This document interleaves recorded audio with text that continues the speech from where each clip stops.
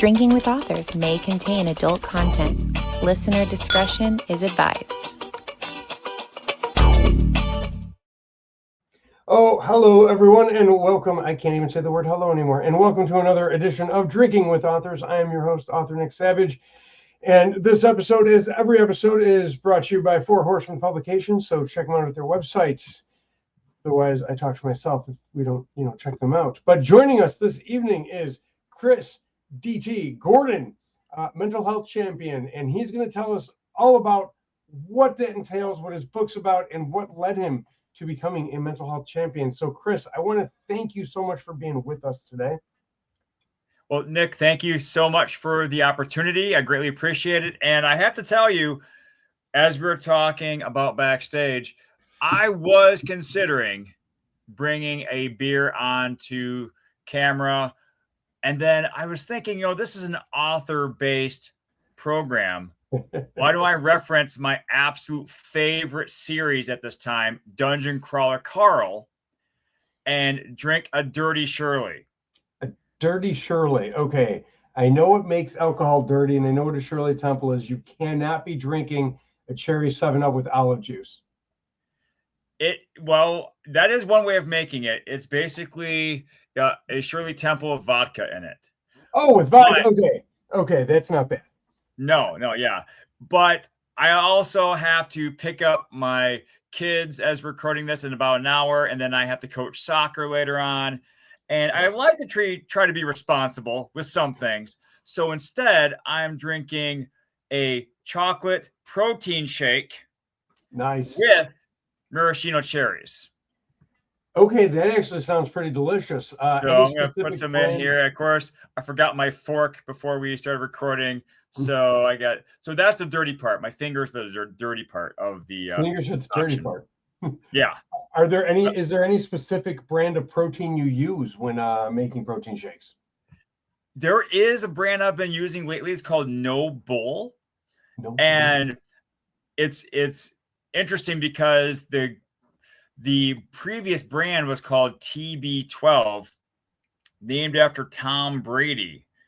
And I just happened to find this brand online. And I was looking at it and thinking, okay, well, Tom Brady is behind it.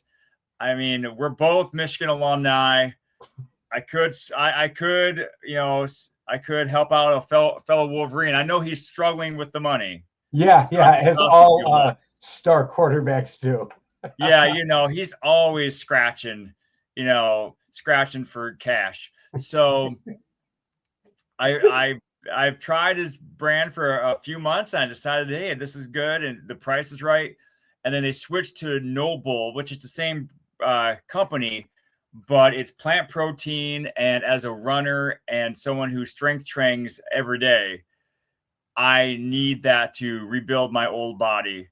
And so it's pretty good stuff. But I decided to add some ice cream to it. I got some dark chocolate ice cream, and I mixed in some Reese's peanut butter cup ice cream. So it's quite the concoction I have today. And when you mix in ice cream, it becomes ultra healthy, which I love. Yes, because it has milk in it. So there you go. That's the thing, is people give food this it's either good food or bad food, and there's no good or bad food. It's, all in the quantity you eat. So if you're tossing in a little bit of ice cream into a shake, into a protein shake just for some added flavor, you're not ruining the shake by any means. So I think that's wonderful. No. I mean, I'm happy that I worked out this morning and ran 4.5 miles. So, I do have some energy to rebuild upon. I have to replenish my carbs that way. And it's, food is a drug. Yeah. Food is a drug. It's how you use it that matters. No. And so all you could overdose on, you can have too much protein. You can have too much, you can have too much water. Yes, you can.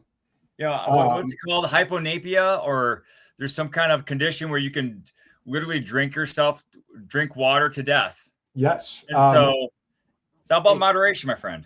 Yeah, no, a lady actually died a few months back, and I say a few, anywhere from 3 to a year.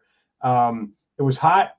She was on vacation, drank a bunch of water to rehydrate, and drank too much and drowned. And you can, like a salt, which is good for you. And everyone's like, oh, salt's bad because of the whole like anti-salt campaign, back in the 90s and 80s. But we need to live. Your muscles function on salt. But table shaker of salt will kill you. Yeah. So, the poison is in the dose. Yeah. And also there's that long time ago when the Nintendo Wii was coming out, there was a radio station, I believe it was a radio station, had this contest. Basically, it's called Hold Your Wii for a Wii. And this lady ended up dying because she withheld her, from going to the bathroom for so long, and she had so much water in her body that she basically died because of too much water in her system. Yeah. So no, enjoy the Reese's, mix them with your, protein shake by all means. Yes. And go to the bathroom, please. Yeah, please don't ever die. No video game's worth that. Yeah, no. Not even a Steam Deck. And that's a joke for people who know what a Steam Deck is and how much they cost. It's very niche joke. So you went through something that kind of put you on your path. And it's not a fun story, but it is an inspiring story. Thank you. And when I say it's not a fun story, it's definitely not something that you wish anyone to live through. But had you not, you wouldn't be where you are now. Exactly. Can you tell me and tell the listeners a little bit about that? Certainly. Well, yeah, speaking of death, don't scratch your hand on your garage wall. That should be your clincher of a message, your one-liner for this episode. But seriously, that's how this all started. In March of 2015, my wife and I had three little kids. Josh at the time was 6, and we had 2 twins, boy and a girl. Seth and Anna were 2 at the time. And my wife, Becky, is a teacher here in the local school district. I actually teach online. So I work at home. And at this time in the story, I have been as well. Well, I would help her get the kids into the van in our detached garage so she could take them to daycare and to school before she headed up to the high school. Well, I picked up one of the twins and was flying them back and forth to our detached garage when I veered too far to the right. And I scraped the back of my right hand on our garage wall. Now, Nick, when's the last time you scratched your hand? Actually, about 8 months ago, I had to get a TV shot because I was remodeling a bathroom and scratched on a rusty nail. But before that, it had been decades. Like you just really? You scratch it every day. You do. Yeah. You kind of rub against things every day. But to put in your mind like, oh, I scratched my hand because I bump and bruise all the time, but to cut yourself on something like I scratched a rusty nail, you know what I'm saying? So that's why I think about that. But to like scratch your hand, I have a open wound on my hand and I don't even know what the hell it's from. You know what I'm saying? So if we're talking about last time I scratched my hand, I don't know. A couple days ago, and I have this wound on my hand, and you don't think about it. Exactly. It happens all the time. And so I'm looking at this scratch. It's not bleeding. And of course, I am a Gen X kid. I immediately go to quote it. It's but a scratch. Yeah, just quote some Monty Python there. Exactly. So I take the kid, I put them into the car, kiss them all goodbye. Then Becky takes them on their way, and I go back to the house to wash off my non-bleeding wound and start my day of online teaching. 3 days later, I wake up to a lacrosse ball-sized bump on my right elbow. I go to the urgent care clinic because I usually don't wake up like that. The doctor says, well, it could be bursitis, which is a burst in the bursa sac in your joints. Yeah. Or inflammation in the bursa sac. So just keep an eye on it. And that actually tracks because the night before we had gone bowling with her school district. They have a bowling event every year. And we had gone bowling and I must have twisted something wrong and figured, okay, that's what it was. Well, I did what the doctor ordered. I kept an eye on it. And I kept an eye on that bump, Nick, as that bump grew and grew and grew until my right arm was 3 times the size of my left. Oh. I call myself the Incredible Hulk in mid-transformation. And in my book, I actually share a picture that shows the disparity of size between the two appendages. Well, Becky finds a baby. She takes me to the emergency room. They admit me, and they keep me overnight for observation. The next day, the next morning, in fact, the attending doctor walks up to my gurney and says something I will never forget, Nick. She said, "Mr. Gordon, this is beyond us. We can do nothing more for you here. Where do you want to go?"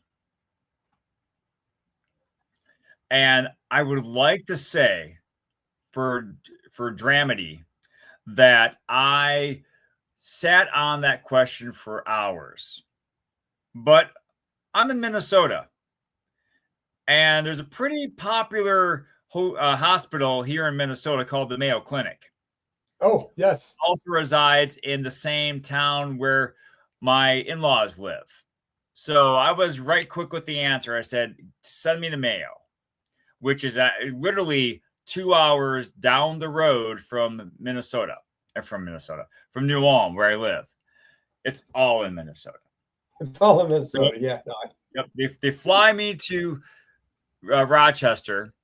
They quickly get me into the hospital, and it's there where they diagnose me with necrotizing fasciitis, also known as flesh-eating bacteria.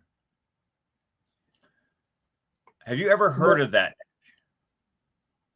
Have I? Oh, yes. But I also have a lot of family in medicine and stuff like that. And around Florida, necrotizing fasciitis actually infects the beaches during certain times of the year. So you have to be very careful of that and stuff. Yes. I have a question about your arm, because necrotizing fasciitis is fatal most of the time. And when you're 25 to 30%. That's a decent, you know what I'm saying? That's I mean, does that okay? Yeah, that's a pretty good chunk. I mean, that's 1 out of 4, almost 1 out of 3 people. So yeah.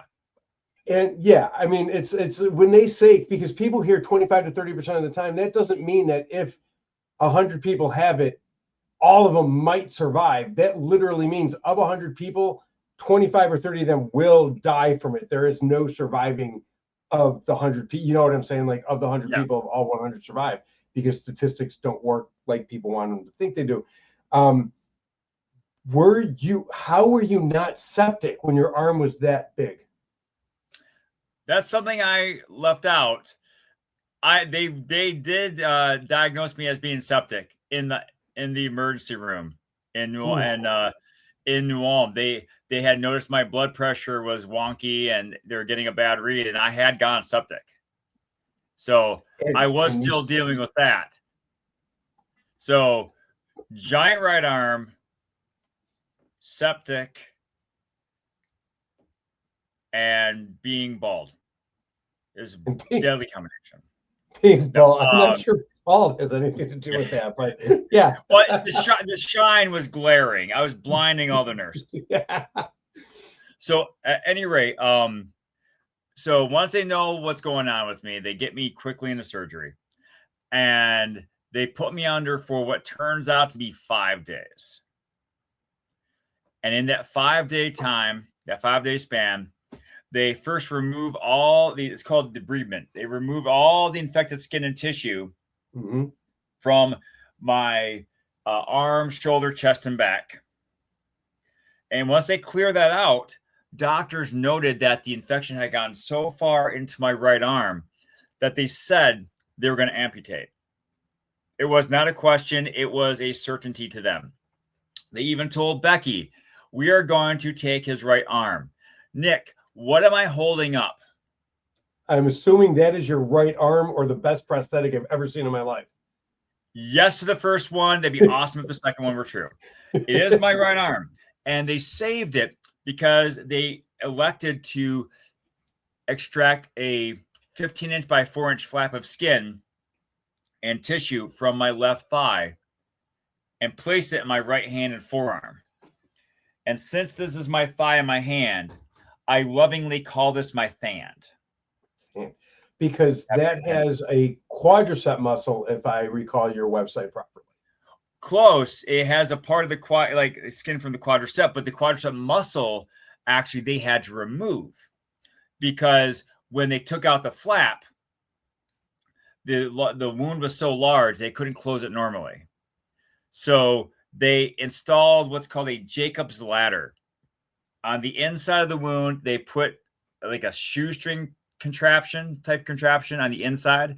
On the outside, they installed knobs on opposite sides of my wound, and they would tighten the wound over time to close it. But you're missing a quadricep muscle, like the entire muscle or part of it? The vastus lateralis. It has vacated the building. Yes. My quad was transformed into a tri. Okay. So there's so many just wows about this because you run 4.5 miles while you're missing one of the four muscles that make up the quadricep. Yes. You don't seem to be in pain, like any long-term pain, or at least none that you're showing. Well, I've gotten very good over these past 11 years with handling the pain. Something that I hadn't gotten to yet, but I'm going to mention it now, is to cover up the exposed areas of my upper right side here. Is doctors had to take skin graft harvestings. They harvest the skin graft samples from my legs and my back, and they placed them on my exposed areas here. Skin grafts they're non-porous. They have no pores. So I don't sweat, which means two things. First of all, that it is cooking inside here. It is extremely warm. And I'm just sitting here. When I'm running double digit miles or running marathons, it gets absolutely just illuminate. I mean, it just radiates heat. Yeah. The second thing is that since my armpit doesn't sweat, I haven't had to use deodorant on this arm in 11 years. Just that arm. Just this arm. Just that arm. Once in a while, I will forget, and I'll go over here and bring it up. What am I doing? Oh, because you were doing it for decades before. Silly rabbit. Yeah. So I only have to use deodorant on one arm. And I want you to know something. I want to run because my cardio is trash, absolute trash. And my wife runs, and I want to run. We have a treadmill, and we're in Florida, and it's hot, and I'm not running outside. But I try and run, and to me, I'm like, half a mile is a good run. Okay. And I feel like I can't do that anymore because you have shown everyone that you don't even need all your muscles to run multiple miles. You know what I'm saying? You're just like, dude, just do it. So I feel I'm just taking away your excuse is all I have done. Yeah, no, totally taking away my excuse. But I don't shame anyone's game. If you run a block, that's fine. If you run 10 steps, if that's all you can do, that's fantastic to me because it's all about getting out there and doing your best. Well, I could talk about this all day. You know what I'm saying? But we have a book I want to talk about. You have a book.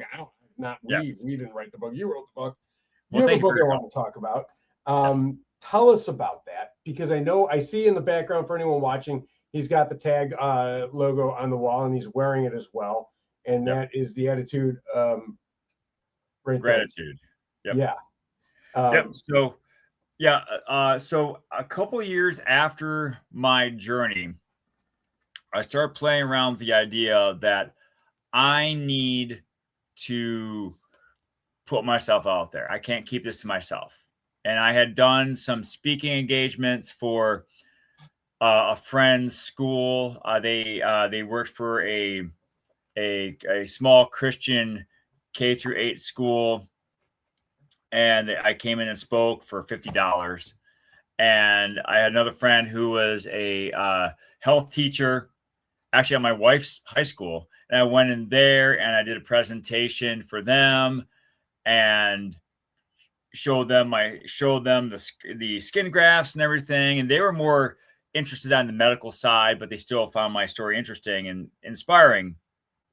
And I decided, okay, I have to do this. I have to become a professional speaker. Yeah. So I did, ironically, in 2020. My first event was February 25th, 2020. I procured some space at my church, which is a block and a half from my house, so I didn't have to drive very far. It went really well, and I was thinking, hey, this is great. 3 weeks later, sorry, folks, the world's closed. The moose out front should have told you. Yeah. So I had to adjust. I had to go to virtual speaking. As a virtual teacher, it was a great fit because that's all I do is talk with people over the computer. But eventually I got thinking, you know what? I need to put this in book form. I need to get this out there because while I might get on a stage and speak for 45 minutes to an hour, people forget things. And I can't remember exactly what the percentage is, but if you tell someone something, there's 5% of them remembering it if you just tell them once. And so I want to give the world something that they can use as a tool, not only for inspiration, but for practice. And so in October of 2023, I published From Survivor to Striver, How Gratitude Can Transform You into a Superhero. And this includes my story of survival from NF, many different gratitude strategies and practices I've developed. I have some anecdotes from when I was younger, and I even include a chapter about not only me earning my first degree black belt after my hospitalization, but also the first marathon I ran after my hospitalization in hopes of qualifying for Boston. And I really do love this because it's a way for me to give back. It's a way for me to actually honor my mom, who had passed away a number of years before I got sick. And she was an aspiring author. And actually, she was an elementary librarian. So this is a bit of an honor for her. And just a way for me to let people know that just because you survive from flesh-eating bacteria, that does not mean that's going to be the pinnacle of your life. Surviving is great. But also surviving should be the bare minimum. It should be the base of the mountain.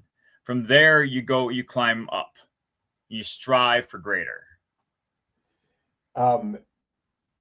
It's actually a very good way to think about it to approach things, because instances, accidents, whatever you want to call it, can cause depression or make someone very depressed. And it doesn't always manifest in that kind of basket case, you know what I'm saying? Like way that we see in movies and television where they're just sitting around all droll and, oh, I'm depressed. Depression manifests differently. And people don't always recognize the symptoms when they see it, because they're so used to only what they see portrayed, in books, movies, and whatnot. So how did you, because I am making an assumption that while you were recovering and you had the knobs on you and they were and you were healing, you weren't this. You weren't happy like you are now. And I'm not asking you to share the darkest times of, what I'm saying, your depression, but how were you able to transform, for people in that spot, how are you able to move past that into, like, was there an aha moment, or was it gradual steps? That's a fantastic question, Nick. And yes, there was one specific moment that I mention over and over again. The first couple days after waking up from that coma, I was in a state of hopelessness. Because I was wondering, what am I going to do with my life? I call this my personal bacteria. Yes, my body was rid of all the flesh-eating bacteria, the physical bacteria, but that personal bacteria started to seep into my mind with questions like, what was I going to do with my life? How was I going to relate to Becky, to the kids, to my colleagues, my friends, my students, absolute strangers? How was this going to affect our finances? What was my reaction going to be the next time I scratched my hand? And a week before I had been admitted to the hospital, I had run a Pi Day race. Remember, this is in March when this happened. Yeah. March 14th is Pi Day for all you math nerds or non-math nerds, because the math nerds already know it. I ran a Pi Day a Pi Day race, which is 3.14 miles in 1929, which is like low 6-minute mile pace, which is a pretty decent pace for a 40-year-old guy. It's way faster than mine. Way faster than my pace. Well, thanks. So to go from being able to run at that speed to surviving, to being told that your next goal should be to feed yourself with your right arm, is demoralizing. And that's what they actually told me. They told me once the cast was removed that my goal should be to feed myself with my right arm. It was leaving me with this abyss of, I'm trying to think of the right word. It has escaped me. Just of uncertainty. Sure. And I'm fine with some things being uncertain.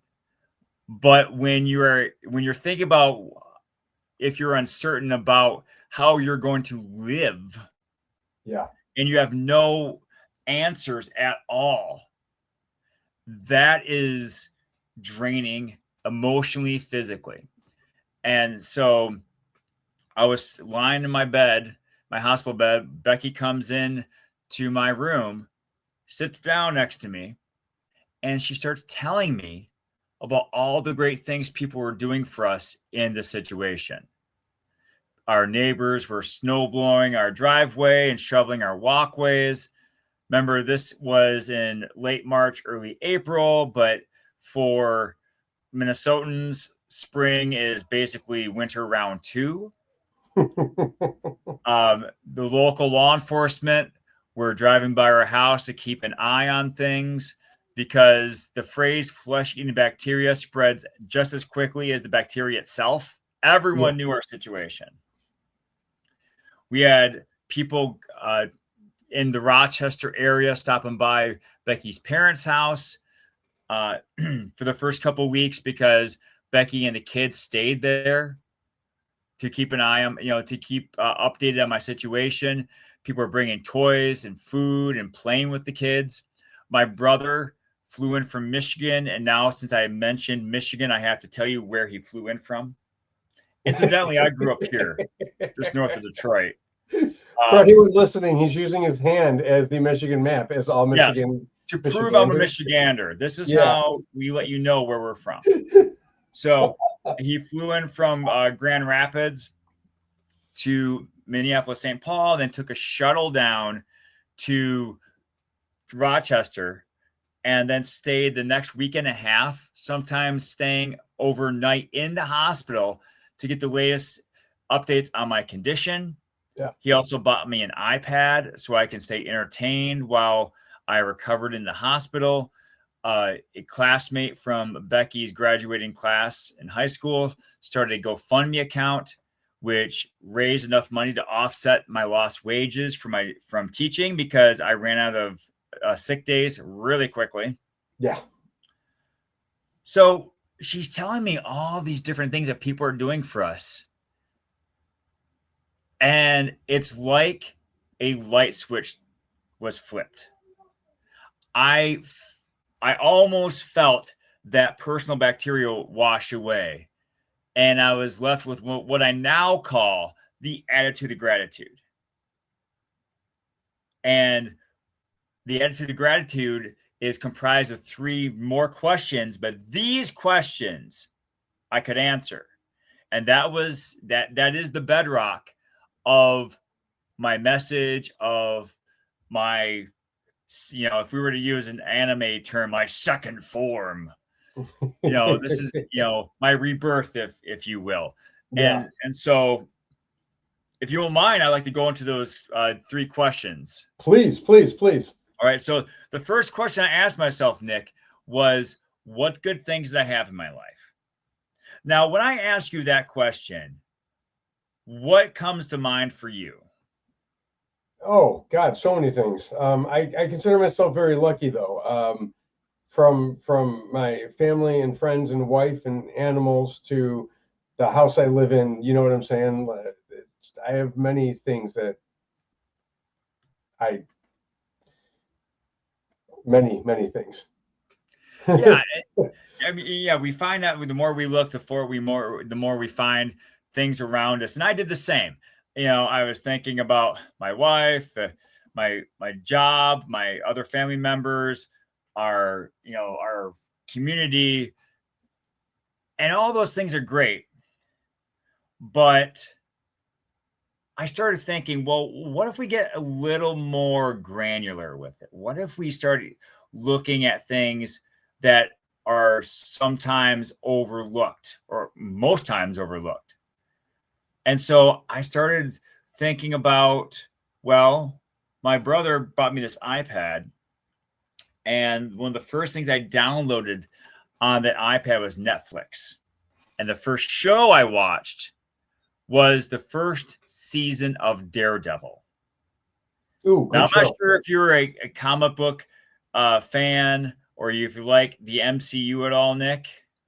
Oh, I've seen the first season. Yeah. Yes. Yeah. It's a masterpiece. Yeah. It's right up there with some of the best, comic book related or even television, show series of all time. That first season of Daredevil is top notch. Oh yeah. I binged watched that relentlessly because there are times when I had nothing to do but sit and wait for the next surgery. Yeah. And I couldn't even eat food. The nurses let me get away with chewing on ice chips. But I binged that show over and over again. And then there was the fact that in my hospital room, the exterior window was set in a way where even at in the middle of the day, the sun wouldn't shine directly into my eyes. I know that sounds really weird, but when you are sequestered or confined to one spot and you're relying on other people for every single thing, not having to ask them to do one more thing is actually a blessing. Yeah. Then there's the hospital pizza. Nick, do you have a relationship with hospital food? It's been a number of decades, but I was actually in a hospital for a number of weeks from a bad accident when I was much younger. So yeah, hospital food sucks. By and large, that is the consensus. But if you ever go to the Mayo Clinic, order the personal pepperoni pizza. It is fantastic. Well, that is something I will keep in mind. I remember it to this day as being just one of the best pieces of pizza I've ever eaten. Maybe it was because I hadn't had pizza in a while when I finally had it. Yeah. But still, I am very grateful for that pizza. And today I do this all the time. If you look around on your keyboard, and if you are thankful for all the individual keys on your keyboard, you have over 60 things to be thankful for right there within a 2 square foot area. Except You for my look at A your and my W. Yeah, you look at the home keys. You know, Yeah. how often do we use those? All the time. That space bar is one of the most used keys. Imagine trying to type a letter without a space bar. Yeah, no, definitely. My A and Yeah. my W keys stick on me sometimes, so I'm trying to figure out how to fix them, but I definitely appreciate the other keys more because of those 2 keys that stick. Yeah, and when you get those fixed again, you're gonna feel even more appreciation for them. Yes. So Okay, yeah. I am very granular when it comes to gratitude. I always try to think about what around me can I be thankful for at this exact moment, even if I don't own it. I'll go some places like tomorrow, as we're recording this, I'm taking my son and one of his friends up to a soccer tournament. I'm helping coach, and we're going to Duluth, and I'm going to be walking around Duluth. I'm going to be thankful for all the different things I see, all the different people I meet, even though I may never see them again, or I might see something in the store. I won't buy it unless it's really, really cool and really, really inexpensive. But I can still appreciate that thing. Yeah. Oh, yeah. And the more appreciation we put into something, the more value it has. And the more value something has, the richer you are, no matter what your bank account says. Yeah. And so that was the first question I asked myself. What are things in my life I could be thankful for? The second question I asked myself was, who in my life can I acknowledge in appreciation? And again, when I ask myself, who am I thankful for in my life? Family, friends, colleagues, neighbors, all the big groups pop into mind. Well, for me, in particular, one of the nurses left an indelible mark on me. She was really bad at poking needles. I'm just kidding. Actually, they were very good. It's Mayo Clinic, top notch. Anyway, when you are in the hospital for a long time, they often put a poster up called the Getting to Know You poster. And they have questions to, spoiler alert, get to know you. Yeah. One of the questions was favorite movie. Now, Nick, you notice the cover of my book has a huge superhero Easter egg for Superman, right? Yeah. Yeah.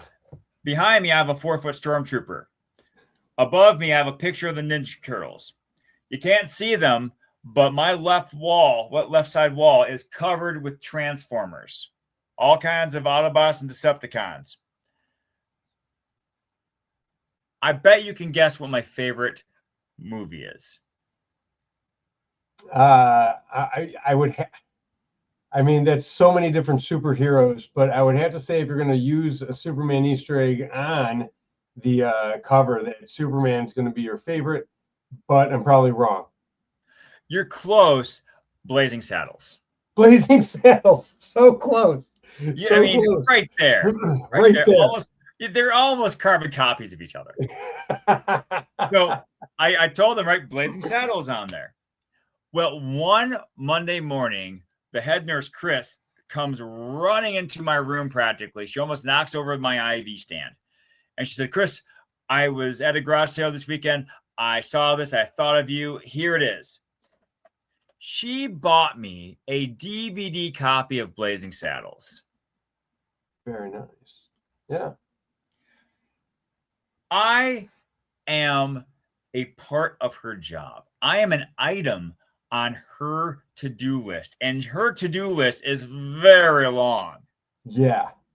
For her not only to recognize my favorite movie, but also buy it with her own money and give it to me, makes that DVD copy one of my prized possessions. And I already own the movie on DVD, but I still have that one in a renowned place in my office because of the love and care and compassion which that was given.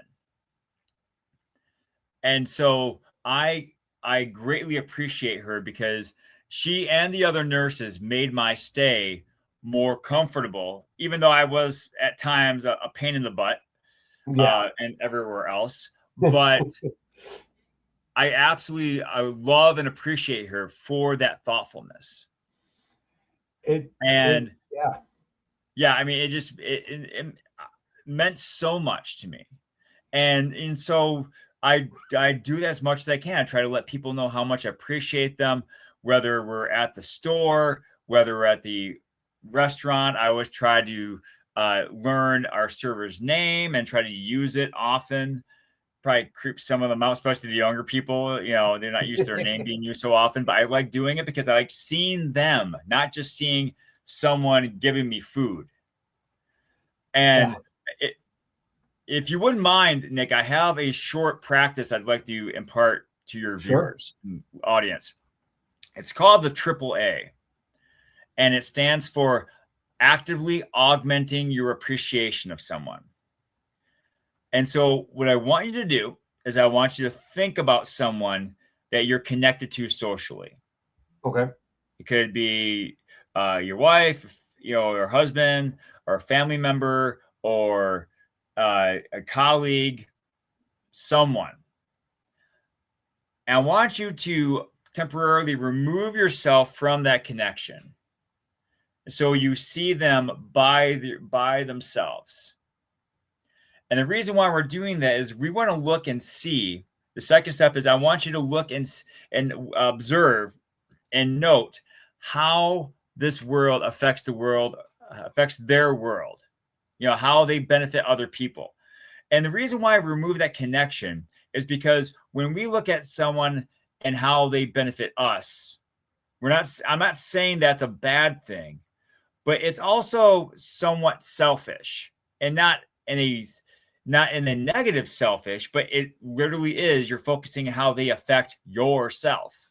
Yeah.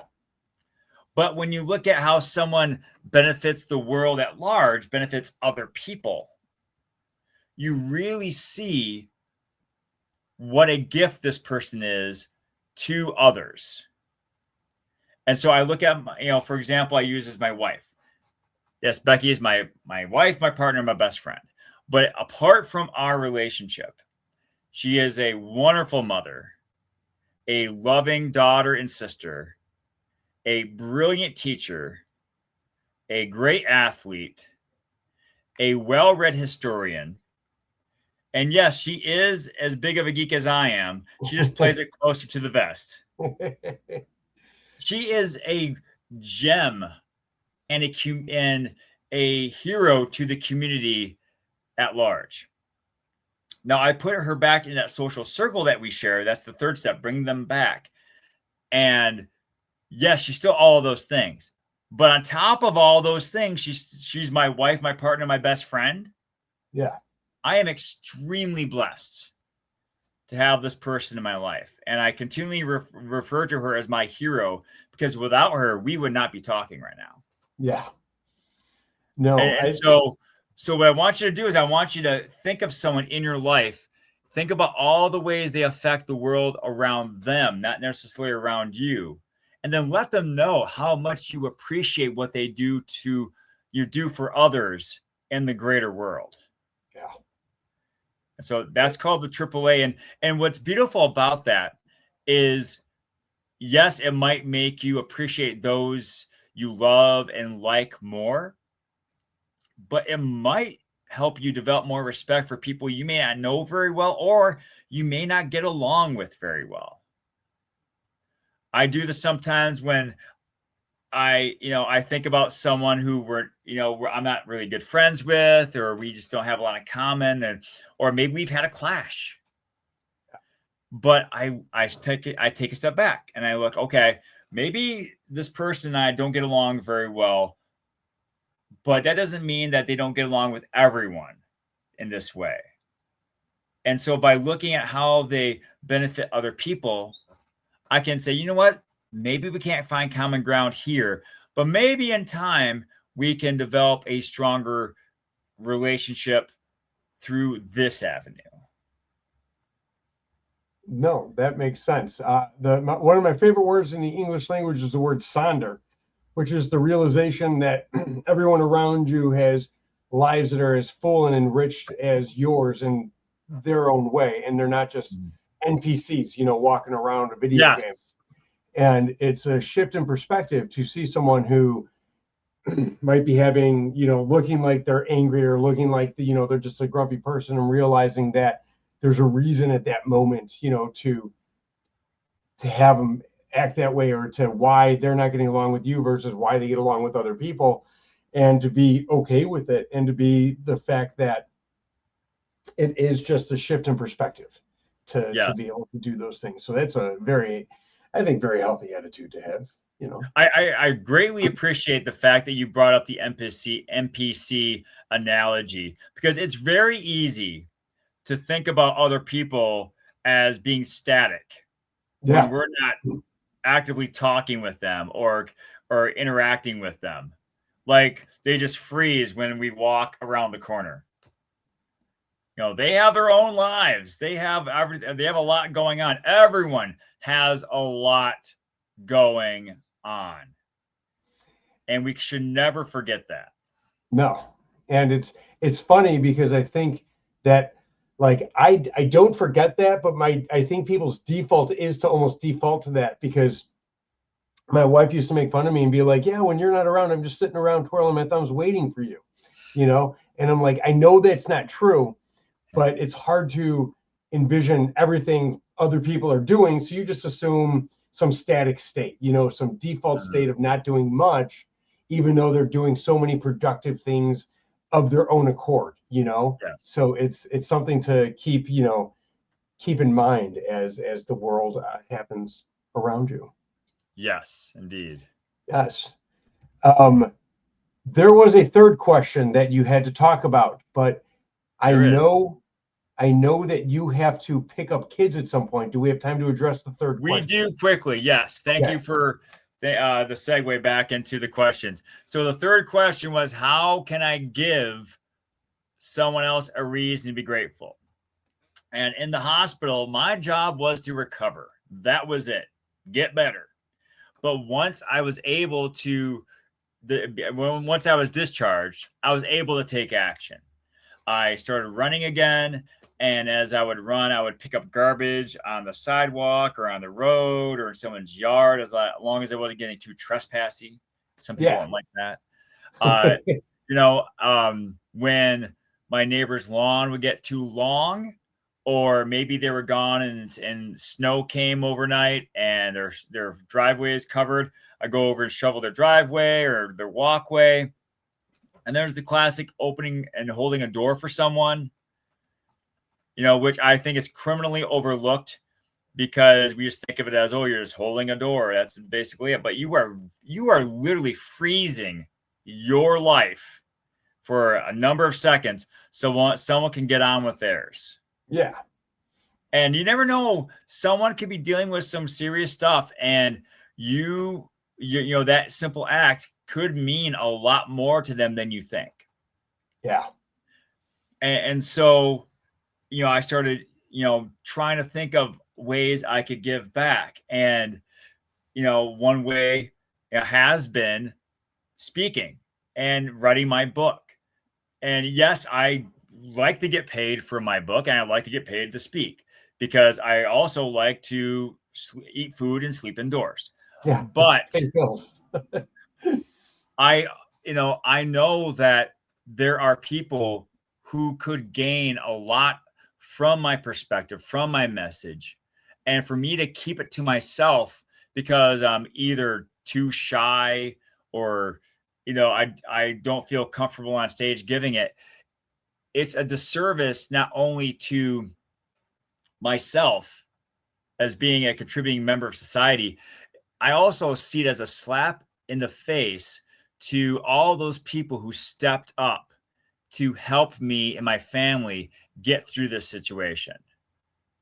I owe it to them to put myself out there to help others because they helped me.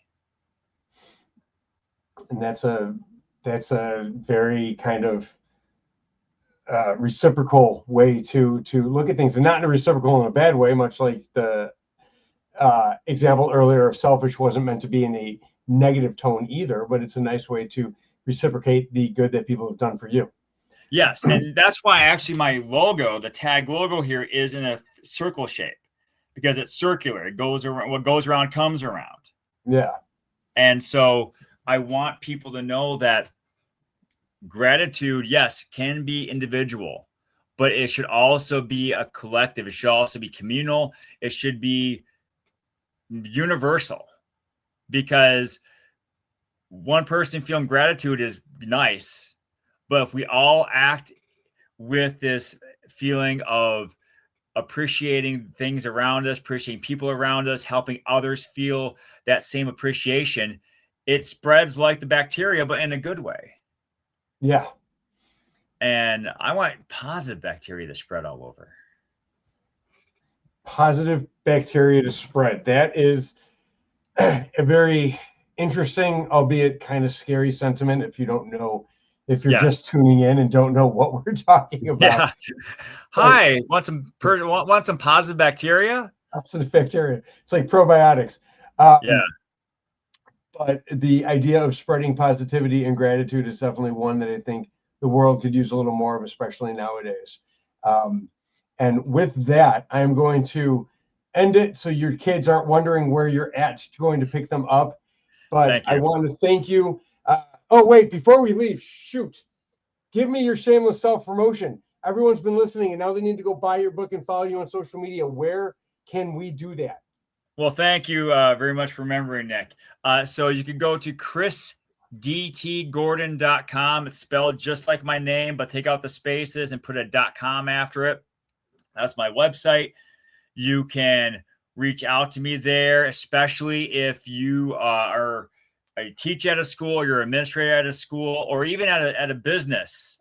I'm looking into starting to create a leadership message for business leaders, for corporate leaders, to help them be the hero that those they lead need them to be.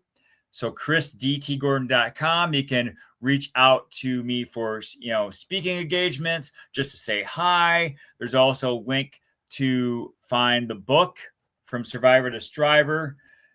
You can find that on chrisdtgordon.com. You can also find me at chrisdtgordon.com on Instagram, Facebook, LinkedIn, TikTok. It's Chris DT Gordon author. And just Google Chris DT Gordon, you'll find me. I added the DT in there because there are more than a few Chris Gordons out there, but the DT makes the difference. Makes the difference. The DT does. That's your tagline there. The DT makes the difference. The DT makes the difference. No, thank you so much. Everyone listening, go pick up his book, spread some positivity, make yourself a happier person. I want to thank you so much for joining us tonight. For everyone listening, remember, it costs nothing to be kind. And until next time, I will see you all there. Be good. Thank you for listening to Drinking with Authors. Join us next time for another fun conversation with an author over drinks.